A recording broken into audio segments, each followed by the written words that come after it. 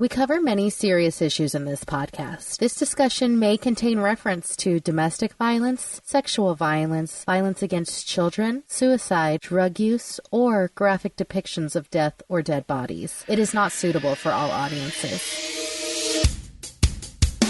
Tonight on Unsolved Mysteries Rewind, two friends get together to discuss episodes of their favorite television show, Unsolved Mysteries.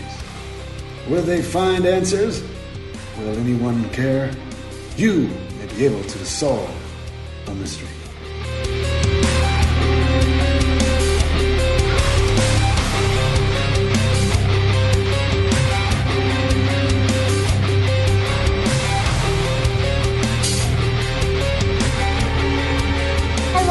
This is Unsolved Mysteries Rewind. My name is Kim, and I am joined, as always, by my co-host, Mark. Mark, how are you? I'm doing great, Kim. Thank you so much for inviting me on the show today. Oh, you're always welcome. Thank you. I have my coffee, and I am ready to discuss unexplained things, unsolved things. We're talking specifically Season 5, Episode 18. Yeah, this one is, this first story that we're going to talk about takes place in a general area that I consider to be one of my favorite areas. And that's, it's kind of near Lancaster, and I really like Lancaster. It's why I chose the Amish story in a previous episode, which was a complete failure of a choice. But it wasn't Amish. It was a good story, but it wasn't Amish. Not Amish. But it's Stroudsburg, PA. And Stroudsburg is one of these sleepy little towns, and it has some really bad areas too. They have their own prison, I believe, too. But it's there's something about that whole area. There's a certain Dutch way of life that I just find to be very calming and relaxing. And I'm always going in that vicinity, more Lancaster than Stroudsburg, and looking at like small houses and stuff like that to purchase maybe. Well, interesting that you bring up the prison, because we start in 1983 in Stroudsburg, PA, and we have a young man who is home on furlough from prison. So, do we know what prison it was? I mean, because there are two. I don't know if this other one I'm thinking of is Stroudsburg. I'll look it up, but it looks like it's a beautiful prison, because I think it's more considered a correctional facility, but it looks like a castle. Like the architecture of it is actually beautiful. But then there's one that kind of looks like your average high school. It's just creepy looking. Well, I'm not sure of it off the top of my head, but I'm sure we can find out. Yeah, I'll do it quick. This, guys. But yeah, we have Don Decker, who was granted furlough. A furlough, but we don't really know how long, right? And, do you just get granted furlough and not really have a place to stay with family? Well, he did have a place to stay with his family. Was that with his family? No. Oh. So what happened was he is at his grandpa's funeral, and I guess that his grandpa used to, really abuse him. But we didn't go too much into that, did we? I mean, we barely touch on it. We're at the funeral. We see him staring at his grandpa's casket, his grandpa's body in the casket. And it says that afterwards he went home with his mom and dad, and his mom and dad were just glorifying the man who died, his grandpa, just saying what a good guy he was. And he got super upset. He's like, he wasn't a good guy. He used to abuse me from the age of 7. Right. And just because he's dead doesn't mean he's a great person. So he actually storms out and goes to his friend's house, which is the couple Bob and Jeannie Kiefer. And Bob enters the door thinking, oh, it's Don, the guy who is in prison. Hey, what's up, Don? Yeah, did he escape? Am I in trouble? Right. It's, Don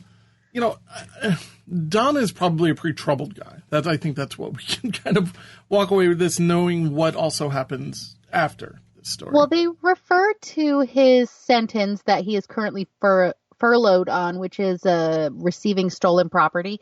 They refer to it in Unsolved Mysteries as the capstone of a troubled adolescence. Very nice. So he's had his issues. So like you said, he kind of shows up at Bob and Jeannie's house, and he is just sitting there, and he all of a sudden falls into what's described as a trance-like state. Yeah.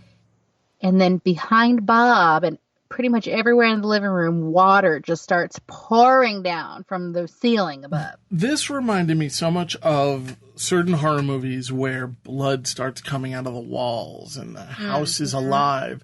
And usually you will point your finger at, Indian burial ground, or you think the house is cursed. You don't usually think, at least I don't, that it's the person who is bringing these things to fruition. Well, the reason that they think it's the person is because they call their landlord Rob Van Wy, and they're like, this guy. I do too. And they call him and they're like, I think we got like busted pipes or something. Like there's water coming in and out. But the thing is, water's also coming up from underneath. It is raining sideways in here. Like water is coming from every which way. And there's no pipes in this part of the house, which is, of course, makes things even a little bit more odd. So they decide to call the police. I don't know why that's who you go to, but they decided to call the police. Right. And the police are saying, we have them on Unsolved Mysteries in an interview, saying that rain is coming like every which way in between them, zooming between rooms. Like it is just, there's no rhyme or reason to this. So they're like, you know what? We're going to leave. So Bob, Jeannie, and Don, our Rainboy, leave to go to some pizzeria. Yeah. And because of that, when they leave, Rob and his wife, Romaine, stay behind. And then they notice that it stopped raining all of a sudden. So that's why they think it was a person. The whole thing is crazy. I mean, I guess with the police being involved, that's the number one thing that legitimizes this. But I don't know why we just accept their word for it. Yeah, I don't know. There's so many people. There's so many people that are like, I witnessed this, this is real. So we actually get to go and meet my favorite character, Pam, the pizzeria owner. I guess Pam had been over to the house earlier in the day and saw the rain because they're right across the street from the pizzeria. So when they're in the pizzeria, she's like, you need to take him to a priest, get this man some help. So she puts a rosary on him. Yeah. And it's he's like, it burns. Yeah. So she's like, you wear it. And I guess it turned black. And then in the pizzeria, it starts raining. It's just, and there was one thing that you had come across where somebody experienced this, a total outsider experienced. Yeah, if you guys go to unsolved.com, you can see a lot of comments on the episodes, but somebody said that when they were a little girl, they were in the pizzeria when it started raining and how it haunted her for the rest of her life. That would haunt me. I mean, if you're sitting having a calzone or something and as you're doing it, it's raining, I guess the walls are seeping with water. And you're you hear this guy screaming that the rosary burns him. And they're saying basically that it's the devil coming through to him. Right. And he's saying it's no, you know what this is? This is my evil grandfather's spirit is trying to hurt me in his death, just like he hurt me in life. I would love to know more about the grandfather. I couldn't find too much about him. I don't know. If he was maybe a high priest, or if there was some semblance of something that connected him to the paranormal, I guess I could at least accept that part of the story. But the whole thing seems so out there. But what makes it so believable is how many people? 9 or 10 people? Yeah, 10 people, including Dawn. So 9. I mean, and he's not alone when this happens. And it happens in multiple places. He also starts being able to control it. Yeah. So, okay, this is the best part. And I will make a GIF of this and I will post this on our Unsolved Mysteries Rewind Facebook page. But Mrs. Van Wy, the landlord's wife, and Mrs. Kiefer, the homeowner's wife, they walk in and just start chastising Dawn in the kitchen because they're women and they're shrill. So they're like, what are you doing to us? You got to stop your demonic presence in the house. And all of a sudden, all the pots and pans start rattling in the house. Then Dawn is levitated off the ground, does a full 360 twirl, and is slammed against the wall. Yeah, I mean, this is where you throw the guy out.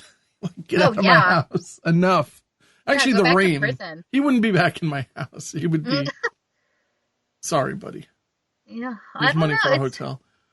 It's pretty crazy. I mean, I would definitely kick his butt out of the house and whatever spirits came with him. But it's so bananas. Like, I usually am always looking for an answer. And I've saw a lot of things that said it was ice damming, which is like when it snows, the ice will drip off the roof, the snow will drip off the roof into the house, make ice. Mm-hmm. And then when the house warms up, the ice will leak all down. But then how did he also do it in the pizzeria? Unless they were having the same exact. I mean, all right, let's say hypothetically that they had a really huge winter. This was towards the end of February. Mm-hmm. So let's just say hypothetically, because we didn't look it up, and probably we should have, what the weather was like in Pennsylvania at this time. Is it possible there was a ton of snow right beforehand, and maybe this all occurred on a day where maybe the temperature really shot up? Very possible. But then how did it happen in jail? Because when he's in jail, he also does it. We don't have a timeline there. So. No, we don't. But also, I have to say the jail one was like the least one that I believed, because he said that it started just like soaking the concrete. And I'm like, okay, well, anybody that's ever seen Lockup knows that you could just like flood your cell by like flushing shirts down the toilet and just to bother the guards, Yeah, I mean, there's that. But can I also just say, if he didn't want to make a mess that appeared to be coming from the sink, the guy is kind of not the most normal guy in the world. It's possible he just peed on the wall and the bars and it's dripping. It's disgusting. Yeah, but then how is the rain going sideways in the house? I think it's, well, if you crank the heat, maybe. Oh, so like the air condition, like the air is getting pushed through. And throw a fan on? I don't know. Like, I don't have an answer. And you pointed out the thing that they had talked about the wind. What was it? The devil's fog? Yeah, he's like, it was the devil's mist, right? It's a good word. It's a good phrase. I've never heard it. I'm sure it's in a movie somewhere. Yeah, that was the priest that said that. So, like, they call more cops out. They call the chief of police out and like a few more cops. Yeah, exactly. So they call him out and the chief's like, I got a meeting with the mayor at 7:00. I don't have time for this. Yeah. So he comes in. He's like, this is a plumbing problem. Call your plumber. 2 other guys come in and they're like, here's what we're going to do. I don't know why, but we're going to put this paper bag over your head. Yeah, and like, what was that about? I have no idea. We want you to hold this cross in your hand. So he holds like the rosary in his hand and just smoke starts coming out of it on the reenactment. And the cop talks to Unsolved Mysteries. He's like, when you touched it, it was hot. Not hot, but hot. So it's like, it's like somebody had it in their hand, maybe? Yeah. I don't know. So the rain starts again, and you just hear it like hitting the paper bag on his head, and he is levitated again, and again he's thrown against the wall. So they like lift the paper bag to see what's going on, and he has these claw marks like all over his neck that are bleeding down. No photographic evidence and no video evidence, and granted, nobody had an iPhone either because of the period of time. I'm willing to accept that. But a lot of this, 1983. Everyone, I mean, when I was a kid, during this period of time, there was always somebody who had their Kodak disc camera or they had their little 110 pocket Kodak. I have a hard time believing there's no physical or photographic evidence. That being said, I see a lot of correlations here to UFO sightings. There's a lot of that kind of mysterious, like, well, if there was a photo, it would be grainy, or a lot of people have seen it, but nobody can really state what it precisely it is, and it's unexplained. I think we have to chalk this up to unexplained phenomena because of the amount of people who saw it, and they are, police officers, so you kind of expect them to not want to be put in the middle of something that is so controversial. Absolutely. Yeah, I think you're right, where like how many police officers are willing to go on record really adds some validity to it. They call over an evangelical preacher to come do an exorcism on him, and everyone gets down and says the Our Father, and then bam, he's cured. So he ends up going back to jail because his furlough is over, and he's like, I can control it now. So that was a good break. I'll go back to prison now. Yeah, exactly. Right. So it never happened to me in there. So he starts like rubbing his fingers together, almost like money, when you make the money symbol. Yeah. And so he's making that, and then all of a sudden, I guess some lieutenant's like, do it, make it rain in the warden's office if you can really make it rain. So he tries to make it rain, and it doesn't, but it does soak the warden's shirt. Yeah, that's a weird thing. It's just kind of sweating through his shirt, maybe. It looked like under boob sweat. You know what I mean? Yeah, like he's hunched over and it's like, hey, buddy. Yeah, it was like right there too. It was like right under his man boob, if you want to call it that. And it was like 4 inches, a 2-inch band of sweat. And it's like, I mean, I spill more on me when I'm drinking water, so I don't know. Right. We didn't notice there was a lobster bib on the side of the thing and some buttercups. But, it's a weird coincidence. I don't know. There seems to be a lot of water here. There's no connection to his grandfather really having to do with water.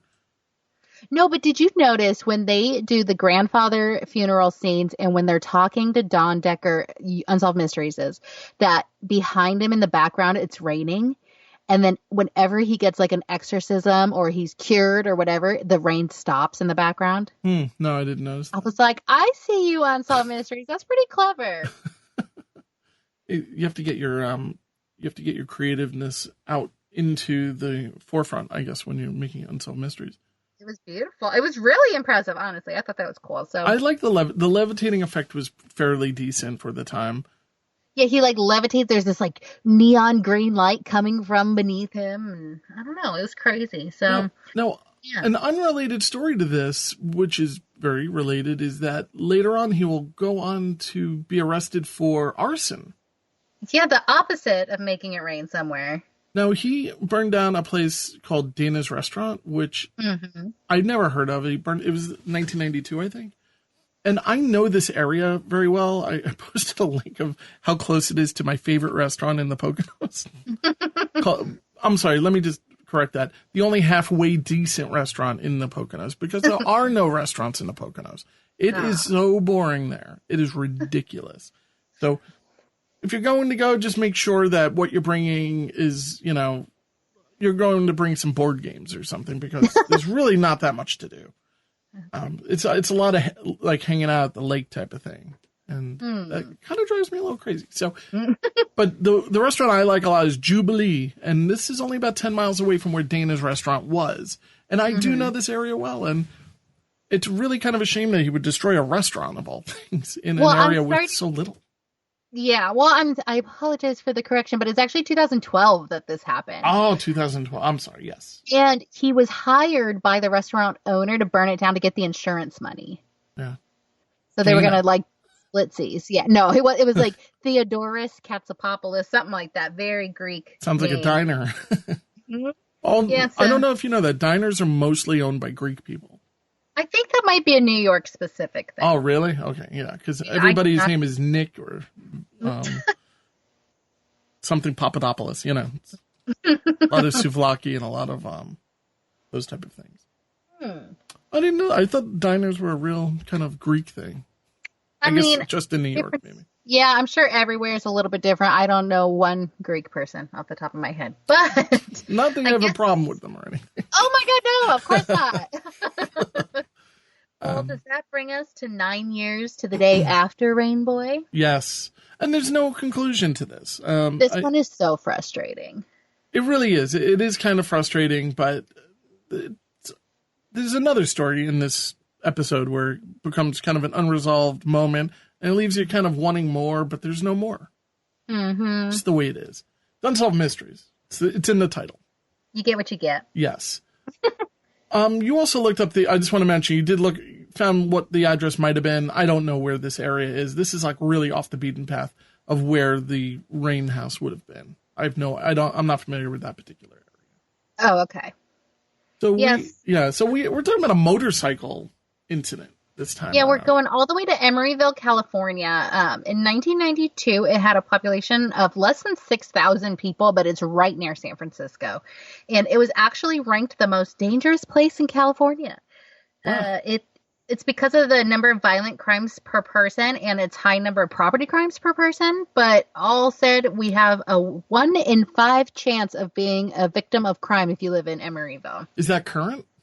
That is current. Yeah, I don't know what it was like in 1992, but so it's about 8:30, and a 30-year-old man named Michael Hunter is kind of stumbling into a gas station on his motorcycle, and he just like bumps into a curb and rolls off of it. So the owner of the gas station calls paramedics.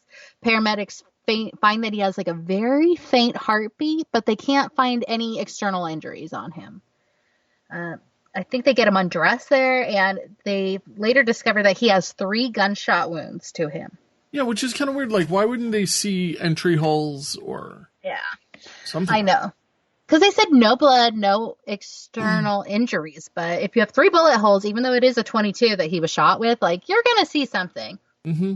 Yeah, you definitely should. I mean, if he was wearing actually what he looks like he was wearing, which was kind of like this motorcycle garb, this outfit in a way. He's really into motorcycles. He's like he's on a custom motorcycle. He's a motorcycle racer. He's like really into that. An enthusiast even. Mm-hmm. And so it's very strange for him to just kind of stumble anyway and to collapse like this. Mm-hmm. And there are a lot of theories that kind of surround this one. We get to somebody who taught how to ride motorcycles. Yeah, it was his friend. Mm-hmm. And she's saying how she feels as though he was shot and he took this long ride. What is the distance between where they think he was shot to the gas station? I've read it's about 3 miles. Okay, so, I mean, it's not that far, really. But if you have 3 gunshots in you. So the gunshots actually went one in his knee, one was lodged in his abdomen, and the other one nicked his aorta. I mean, you're right. I mean, I don't want to go any distance when I have 3 bullets in me. But sure. At the same time, if you're on a motorcycle, I guess it's hard to, with the clutch and everything. I mean, not the clutch, but the shift gears. But because of his skills, he was able to get to the gas station to get help.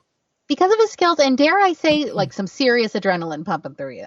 Yeah. I mean, I would imagine that it's a very scary thing because I've never been shot by a 22, but from what I understand, it's not as aggressive as a larger caliber. Right. So it can still be deadly, but it really just hurts. It's not really, I mean, unless, of course, it punctures something vital. And the thing about a 22 that I understand is since the bullet is so small, where it is found is not necessarily where it went in. Like that thing can bounce all over you like a pinball. So the fact that there was one lodged in his knee and lodged in there, but there was no wound there. I mean, that's because it could just travel so far within your body because it is so small. Yeah, it's weird when you hear people say, oh, you're not going to get killed by a 22. But, this is, I mean, I'm imagining the temperature of the slug when it enters your body is extremely hot. So it's doing damage just because of the temperature. Mm-hmm. And it's also, of course, entering your body and it's a foreign object. And you're saying if you got shot in the arm, maybe it shifts up to your shoulder or something. Yeah, it's very possible. Yeah, they have to cut that open. They need to get it out of you because are slugs still made of lead? I would imagine so, probably at least in 1992. Which is extremely deadly, poisonous type of thing. Mm-hmm. Yeah, and like you said, bacteria coming in and everything, let alone the fact that it is hanging all around in you, ripping veins and arteries and all that kind of stuff. But thankfully, he has a pint of whiskey on him. Yeah, he does have a pint of whiskey on him. He left his home around 7:45 p.m. He withdrew $20 from the ATM, and we see like the actual ATM footage of him with his helmet, looking all around, pulling $20 out. We see a car driving in the background, and we have to think, is that the car? But it's nighttime, and it's 1992 surveillance footage, so, I mean, you see like a light passing by. And then he stops by the liquor store, gets a pint of Jack Daniels, it looks like, at least in the reenactment, and puts it in his pocket. Now, they say later that it was found in his pocket, but they never said if it was opened or not. I was curious. Yeah, because say he took a drink or two, right? Yeah. And he got shot, so, I mean, if he's a little bit, inebriated, for one, he's inebriated. Two, he might be bleeding more because of, from what I understand, you bleed more when you have alcohol in you. Yeah, it's a blood thinner. And you're also in some decent amount of pain, and you're needing to use these skills, and you've imbibed. So, we're not clear as to whether he drank, but I think he just picked up the liquor and was on his way home to maybe enjoy some Jack and Cokes. Who knows? Yeah, and they said that he stopped at this scenic lookout, which is odd at nighttime, and maybe that's what made me think, like, why was he stopped there? Was he having a little nip? I don't know. Yeah. And that totally could have been his number one thing. He pulls over with this cool bike, probably, and he probably had the attention of maybe a passerby. Could this be just simply chalked up as a random attack? That's why I wanted to give those crime stats, because it seems like crime is pretty rampant in Emeryville. Yeah, and it's the evening. Yeah, it's nighttime, and police say that they think it was a robbery, that they think they robbed him of his wallet, and then he peeled out, they shot him while he was driving away because they wanted his motorcycle, because it is a nice custom motorcycle. And that's when he kind of stumbled into the gas station. But was his wallet not found on him? Because they never told us that. If his wallet was not found on him, how did they figure out who he was? Like, I mean, they could have run the plate, I guess. Oh, that's true. Still, it could be somebody who stole the bike. Yeah, I feel like there's a lot of information that they're holding close to the vest just because they want to be able to weed out, how they'll purposely withhold something just so the real killer will give them away. I feel like it's something like that. Now, if I was a police officer and I was a detective and I was looking at this, I would say, this is easily just regular crime. But you'd be my police partner and you would say, wait a minute, I have new information. And I think you would be you're more the wild card detective. And you're like the Mulder. You're like, I need to go deeper. We need to get justice. Badge in your gun. Yeah. And what you dug up is another version of this story in a lot of ways, another theory. Right. So should I read this in its entirety? Sure. Okay. I found this theory again on the unsolved.com comment section. And I know that just because it's on the internet does not make it true, but this is all just pieces of the puzzle that we're all trying to figure out. Strange. I believe most things, period, because then you can't be wrong. Okay. Well, what it says on here is, I used to work with Michael at Honda Kawasaki of Oakland. I got the call from Beverly the next morning informing the dealership of what happened. I'm pretty sure that this was payback from some guys who were in an Asian gang. A year or so prior to his murder, Michael was drinking and driving and had accidentally sideswiped a few cars belonging to some gang members while leaving a party. A few days before his murders, one of the gang members had come into the dealership to have his motorcycle serviced. He took notice that Michael was one of the mechanics. He was surprised to see Michael and said out loud, "Oh shit, that's the guy." A few days later, Michael was dead. I told all of this to Emeryville PD, but I guess they couldn't get anywhere with it. That's it. Well, it sounds a little bit like, I'm forgetting the details of a previous story that we discussed. But the woman who went missing because of the hit and run. Who killed Kate? Yeah. Yeah, and Caitlin Arquette. Yeah, you have the name right there. It's amazing. I did such a deep dive. She haunts me. And is this anywhere near what happened to her? No, not really. I mean, there were so many different things that could have happened to her, but we kind of figured out Pier 1 heroin trafficking. That's true. Yeah, I'm just riffing. I'm just throwing you curveballs.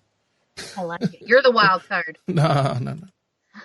I'm going home to my family, and you have those the yarn, the connecting the things. Oh yeah. If you could peek into my mind, it does look like that. We have all the pictures and maps and yarn and everything. If you've ever watched It's Always Sunny in Philadelphia, there's have you ever watched it?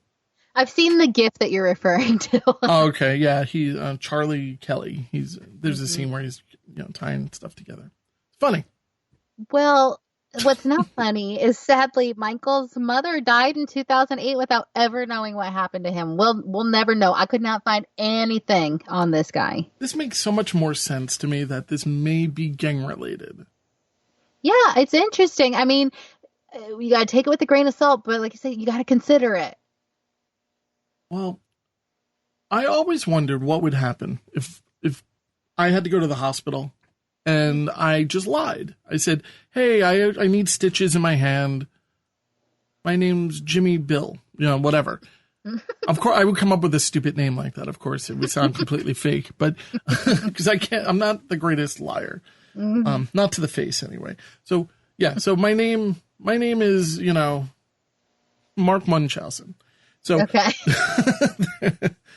So what would happen, I wonder? I just put in some fake numbers and everything. By the time they're done, I'm out, right? I mean, I'm thinking. I'm not, of course, hopefully not giving anyone any ideas because this is fraud. I mean, you're giving nobody ideas that Unsolved Mysteries didn't already give us. It's true. You know? Yeah. It's not on you. But this brings us to Danbury, Connecticut.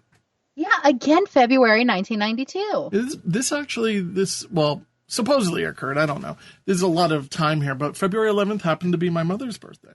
Oh, well, happy belated birthday. Thanks. So, so we're in Danbury, Connecticut, and we have a guy whose name is Tom Hughes. And he comes in, he's registered as Tom Hughes, and he's in cardiac arrest. He's having a heart attack. After about 90 minutes, they work on him. They do their regular things. He's declared as dead. When please. When they start looking into all of his files, I'm not really. I guess they go by just the name and maybe whatever's in his wallet at this point. It's just very kind of curious. They go to contact his wife, and on the form, like next to kin, and they realize that no such person exists. So they kind of start going down more avenues, and they just keep coming up with dead ends. So we go down this rabbit hole of him having several incidences where he would check in, get medication, make a phone call to, we later learned that he was reaching out to local attorneys, but he becomes somebody that the hospitals will describe as a professional hospital patient. I've never heard of before. Well, he would have like self-inflicted injuries and be like, "Oh, I don't know what to tell you. I guess you better give me some pain meds and some place to sleep and eat for the next few days." And then he would skip out before they could bill him. No, self-inflicted. I mean, is he just taking a knife to his knee, or is he? How do they know if it's self-inflicted? I guess it's maybe it becomes obvious over a period of time. Well, in the reenactment that we get, he does have his knee all bandaged up. And he's like, "Oh, I fell off the roof, and you know what? My back hurts, so maybe you should give me some good medicine, and like maybe some X-rays and stuff that would make him need to stay longer than just like a cut on your knee." Another one of these green jellos. Exactly. Yeah, exactly. And for some reason, they have his photograph taken just hours before he died, and he looked like he did not authorize that photograph to be taken. No, I'm wondering, could this be taken from a surveillance camera? No, this was dead on. No, this was dead on. This was somebody at the foot of his bed taking a picture of him. It was so bizarre. And like I say, he looked like he just woke up and was like, "Huh?" Like he was not aware there's a picture, and we'll post it on the Facebook page. You know what? This particular picture is not burned in my mind, so I need to look it up. I need to see it. I'll send it to you. Because I'm one of these people, and actually there are photos I meant to send to you when I went to Lancaster, where I was you're not supposed to take photographs in these quilt places. They want no photography, but I take pictures anyway because it's like, I'm a sneak. Nice. And sometimes if you look back, like you just kind of hold the camera in a certain way and you just tap it, and you know what I'm talking about, Kim, right? Everybody does this, right? Sure. Hidden camera. And there are a number of photographs in my life where I've done these type of things where the person's looking right at the camera. Because I'm not slick at all. It's like I have no, what's this big shiny thing with the apples? Yeah. Your flash is on. Yeah, exactly. The flash is like on. And what was that? Lightning? So anyway, to make a long story short, it's possible somebody did that. And they're like, "Oh, is this guy, I've seen this guy before, maybe, or this guy seems real shady." 1992. Yeah. Little 110 disc camera, But I will say too, though, when I got sick pretty recently, like in 2013, I got sick. I got cancer. I'm fine now. They took my picture. Thank God. I was taking a sip of coffee. No, thank you. Yeah, thanks, jerk. You didn't say anything. No, I'm fine. But they took my picture and like had it in my file. So maybe that's something. I don't really know. Yeah, I wonder, when I go to Costco, my picture's on the little thing now, I wonder if they had now I'm kind of thinking about this. Maybe on his medical records, they put a photograph there. Yeah, that's what I mean. When I got sick, they took it and like had it in my file. It was really weird. So smile, Tom. I don't want to smile. I know. They wheeled me in a wheelchair. I was like, "Ow, ow." And they're like, "Just look right here." I was like, "I just want medicine." So it sounds like it's kind of maybe a Munchausen situation where not my situation, his situation, where he's self-inflicting wounds, but they think that he's doctor hopping for pain pills. I thought maybe he's like a homeless guy and this is a way to get food and shelter for a little while, right. But he's also getting pain pills. So, I mean, not to say homeless people don't like pain medication. Now, this reminded me a little bit of, I don't know if you follow the Corey Haim and Corey Feldman thing. So sad. It is very sad, but there was this documentary that got released maybe a month ago or something. It was really, really overshadowed by the whole coronavirus craziness. Mm-hmm. And I watched it. And they're talking about, they were talking to Corey Feldman. Keith Coogan, who was on my podcast, Walnut Grove Yes, he was. And Keith was talking about how he was with Corey Haim and they would go prescription hopping. Because what would happen is at the time when they were doing this was not computerized. Mm-hmm. So you could just get, like nowadays, if you have a prescription for some type of opiate, across the board, they know, all right, there are 16 pills and that's it. Mm-hmm. But with him, he can go to like maybe 8 doctors and get 8 prescriptions and nobody's the wiser because there's no cross-reference. Wow.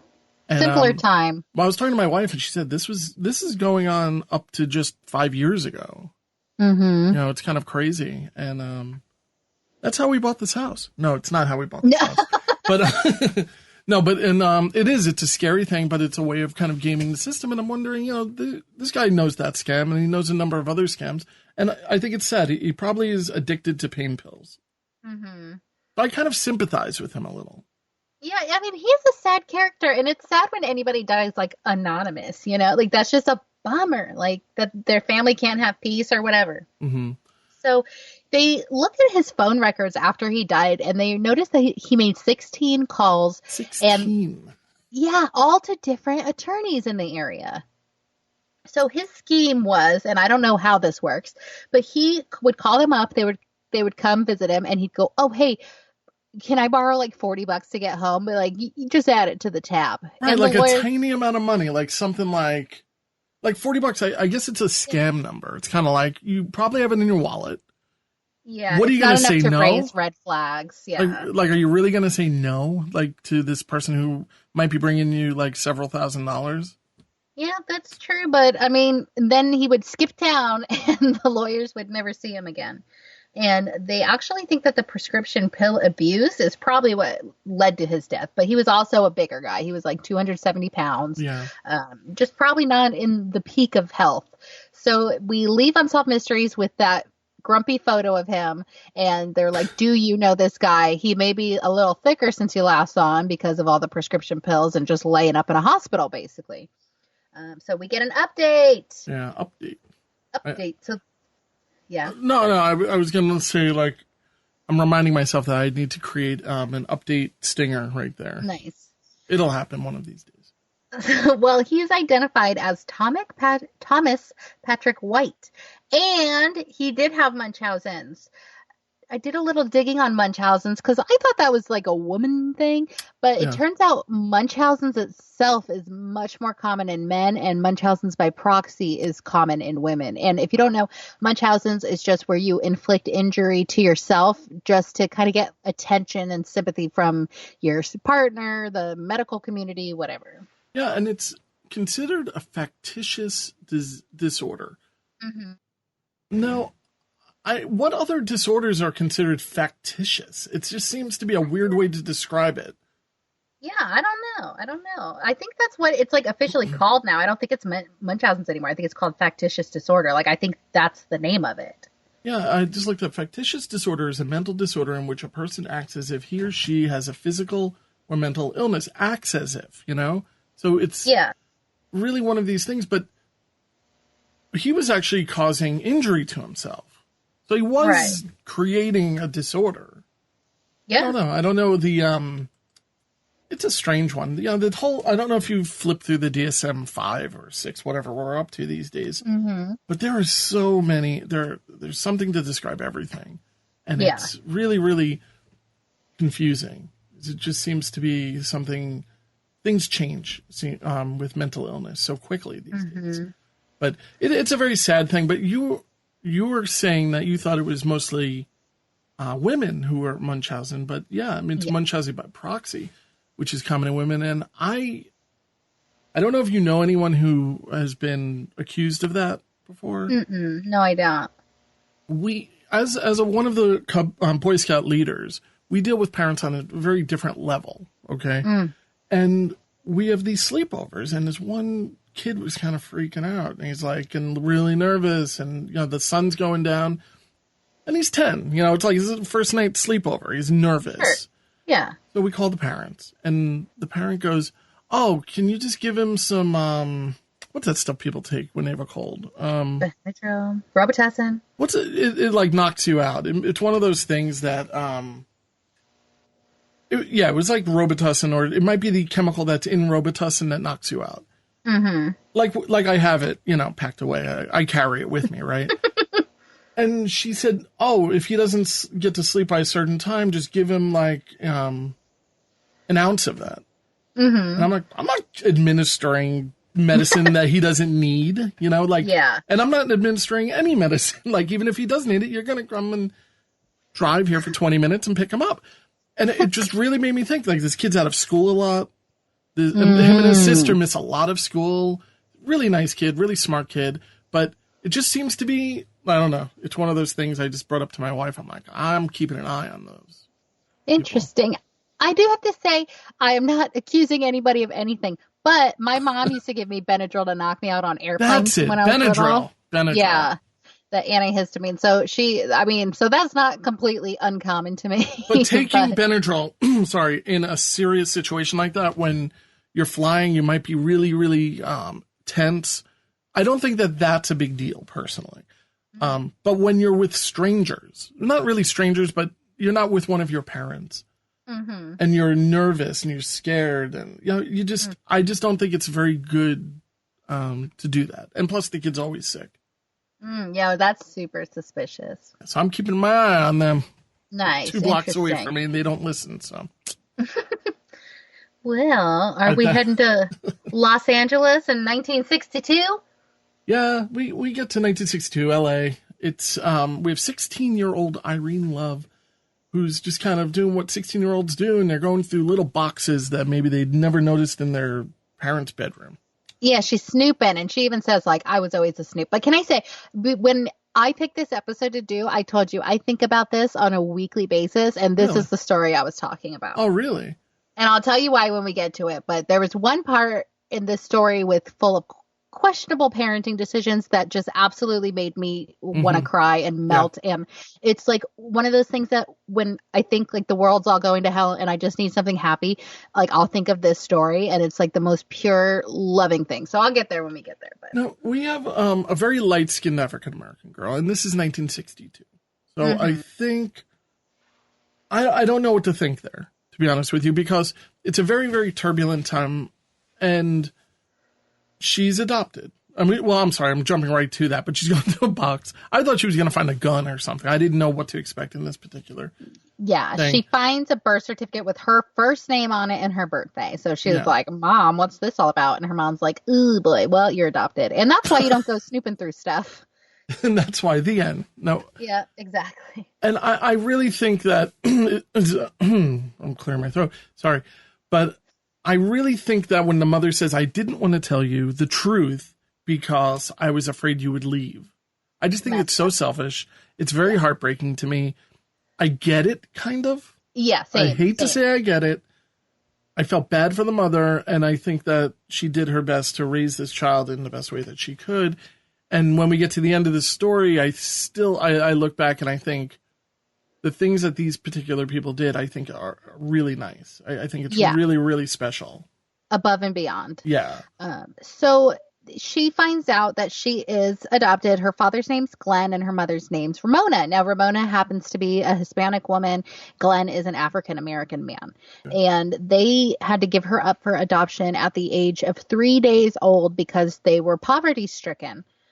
But her mother and father who adopt her, Minnie and Forrest Love. Love the names, by the way. Yeah, Love. And they couldn't have kids of their own, so they spoiled her. And she said, like, there was never a child that had a better upbringing than I did. Like, I was so loved. I was so lucky. So it's cool because actually Minnie and Forrest kind of have like couple BFFs that they hang out with all the time. Yeah. And they actually have a daughter that's very close in age. She's only like a year older, named Dolores, and they are best buddies. Dolores and Irene, they go to Mexico together. They play and hang out all the time. They get like matching outfits, matching Christmas stuff. Yeah, who doesn't want this person as their best friend? Especially in Mexico. I would love to go to Mexico when I was a kid.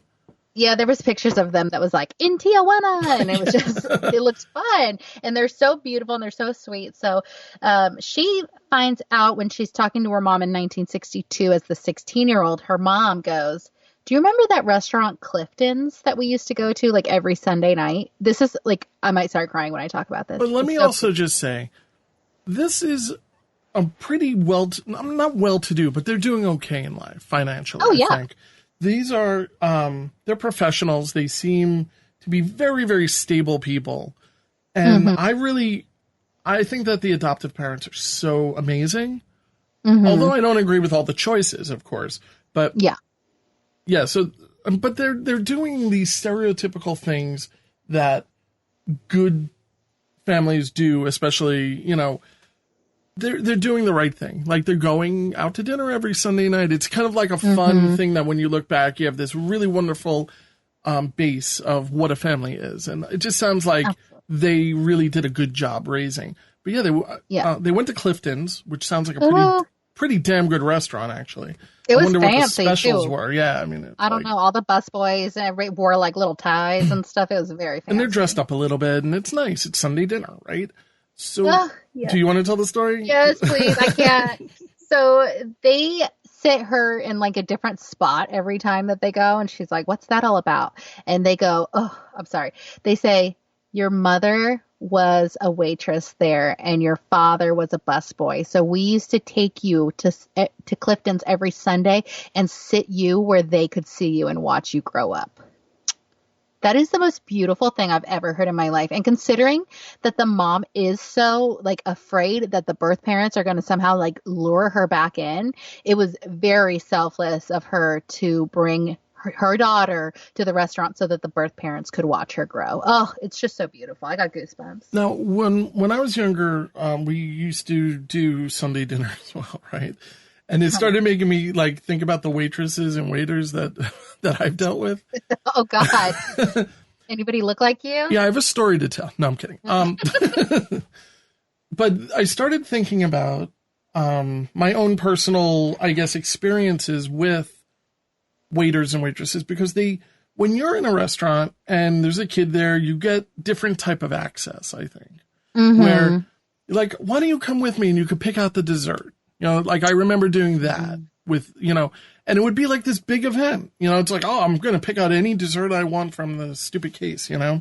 Yeah, it's so special. And I'm thinking, all right, well, that's fine for the waitress to do that to somebody who's not their kid. And it's fun and dandy. But what happens when it's your biological child? I think it's a very special, tiny moment that was really, really important to this biological mom. And I think it is magical. I really do. I do too. And they show like the father cleaning up the busboy dishes and stuff. And he'll turn around and he'll just like extend his hand out behind her back. And just like he wants to touch her, but he can't. And, I just wish they kept the kids. I don't know, figured it out or something, you know? Yeah, I know. They were poor. So, sadly, in 1956, our parents, you know, Minnie and, I forgot his name. I'm sorry. Minnie and Forrest. Thank you. Their best friend, Billy, the mom of the other little girl, she dies all of a sudden. So just like in typical 1950s fashion, the dad's like, a girl? I can't raise a girl. Let me kick you out. So he gets rid of the 10-year-old little girl, Dolores, the little best friend, to Ramona, the waitress at the Clifton's. Yeah. And why does he get rid of her to Ramona, Mark? Because it's her kid. Dolores and Irene are sisters. What? Yeah, like this is one of these things where it connects a lot of dots. I think it's easy to also... The whole thing is so weird to me. And there's a certain cruelty that I connect to this as well. Yeah, I do too. I don't think information is that horrible to share with kids. I think honesty it goes a long way. I do too. And with trust issues and everything like that, I mean, you're lying to this girl, like purposely lying. And the really cruel thing to me is that once Dolores got sent back to her biological mother, Minnie, our mom, refused to let Irene see her because she was afraid that Irene would figure out that that's also her mother. Right. So 6 years go by about, right? I mean, how many years? Do we know? Oh, well, she didn't see her from 1950s-ish until 1989 when we're on Unsolved Mysteries. Well, this is where I'm confused. Did they actually get back together? No, ever since they haven't seen each other since they were 10 years old. That's the last time when the mom died and she was shipped off. Wow. Yeah, and so in 1989, Irene's adoptive parents died, and probably because her mom was like so afraid, she kind of put this search on the back burner for her biological family because now she knows she's adopted, and I guess she knows that Dolores is her sister at this point. You think? Yeah, I think so because she's looking for her sister. Like that's yeah. So she's got to know at some point. So she says this at the end of her interview. Oh, she said, I hope one day that we can come together and be the silly little girls that we were growing up because I'm still a silly little girl at heart and I want to be with her as soon as possible. That just sucks. And because it ends, that's it. There's no update. Nope, no update, but I did find an update. You have a little bit of an update. I did, from Unsolved.com again. Sadly, when this episode aired in 1992, Dolores had already died. She died in 1991. So sadly, Irene never got to reunite with her little best buddy, aka her sister. Glenn and Ramona passed away. They divorced and they passed away, but they have a lot more other children from her other marriage. So she was able to meet a lot of her like half siblings, which is nice. But yeah, she sadly died in 2012, and her granddaughter said that excuse me, she met a lot of her birth family, but not all of them. Yeah, this is happening a lot on Unsolved Mysteries. I think we're starting to see these type of things we're bringing together, and sometimes it just doesn't happen the way that we want it to. I know. I would have loved nothing more than for an update with like the picture of the two of them like hugging or like recreating that Tijuana picture. Ugh. But in the 80s and 90s or 70s, this probably almost never happened. There was almost no way to reunite. But now because of, things like Facebook and all of these things, I think that maybe we'll see more and more of these type of things happening in real life. Yeah, totally. It's so crazy what you can find on Facebook. I found the two half sisters that she had on Facebook. And one of them's named Irene, which is kind of odd. Yeah, that is very odd. So, could it be a granddaughter? No, it's definitely her half sister. And I think that the mom just like missed Irene so much. Wow. Ramona missed her so much that she had like a surrogate Irene. Oh my God. That's my theory. I have no basis to that, but that's just what I feel. It's a good one. Thank you. But here's the story is that Irene is also adopted. No, what? So yeah, it's like holy rabbit hole. All right. This doesn't end. But yeah, there's no update to that one. I think that it's always curious to me when Unsolved Mysteries ends on a low note. It was a low note, but honestly for me, this is the reason I think of that every week, because thinking of these parents every single day, dressing their adoptive daughter up and sitting her to where her birth parents could see her and monitor her growth is truly one of the most pure and selfless things I've ever heard of. So to me, even though it didn't necessarily have a happy ending, it was a happy story. Yeah, I wish that was a story that was more common. Because we do hear so many other types of stories where the parents want nothing to do with the birth parents. And, or, of course, the birth parents have that choice of, I don't want anything to do with it. It's too painful. Mm-hmm. But all in all, I think adoption is a really great thing. It's one of the, if my wife actually was okay with it, I would definitely adopt a child right now.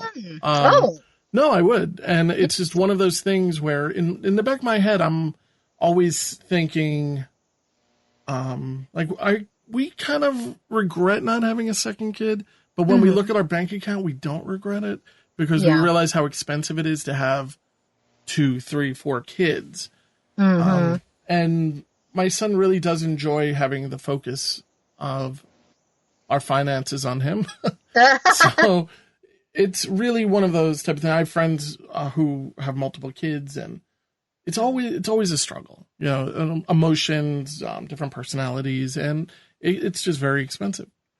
Yeah, no doubt. But I would definitely, I have a friend who I just learned is adopted. He didn't learn that he's just adopted, but he grew up with a really, really beautiful family, and it's just, I think it's one of the best things that people can do.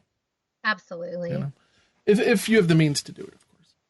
Yeah. But all right. Well, thank you very much for getting together for this episode, Kim. Oh, the pleasure is all mine. And look us up on Facebook, Unsolved Mysteries Rewind. It's probably the best place to kind of reach out to us, see what we're posting. And Kim comes up with these crazy ass gifts that, I don't know, I want to figure a way to get them to be shared more often because some of them are just so funny. We'll figure it out together, but we also have some really fun conversation topics. Like if you guys want to hear about the time that I was left alone in a room with somebody who 6 months later decided to rape and murder somebody, go ahead and join the Unsolved Mysteries Rewind Facebook page, because that was a conversation that just happened today. Yeah, we get into some crazy conversations, but I missed that one.